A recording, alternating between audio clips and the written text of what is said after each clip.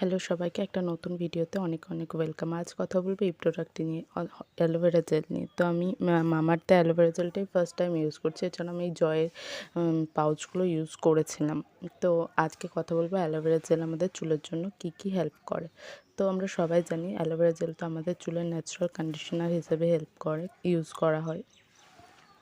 আর এছাড়াও এটি হেয়ারের জন্য খুব ভালো আর ইউজফুল একটি প্রোডাক্ট। হেয়ার গ্রোথ করতে, এছাড়াও স্ক্যাল্পে ব্লাড সার্কুলেশন বাড়াতে, ব্রেকেজ কমাতেও হেল্প করে। ড্যান্ড্রফের প্রবলেম থাকলে, আমার যখন শীতকালে হয় আর কি, ড্যান্ড্রফের প্রবলেম থাকলে সেটা কমিয়ে স্ক্যাল্প ক্লিন রাখে।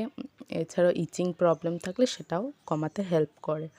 তো এটা ফ্রিজনেস যে আমার চুলে যেটা বেশি একটু ফাঁপালো টাইপের, তো সেটা কন্ট্রোল করতেও হেল্প করে।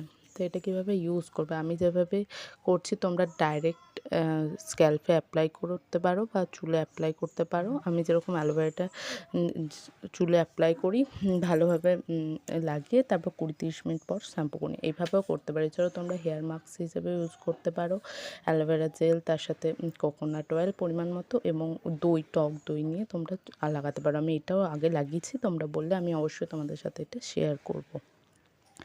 এছাড়াও আমার যেমনি ভীষণ ফ্রিজি হেয়ার, তো সেই জন্য আমি অল্প পরিমাণে অ্যালোভেরা জেল জাস্ট মানে আমার ডগার দিকে লাগিয়ে রেখে দিই, তারপর ধুয়ে ফেলি, এরকমও করে থাকি।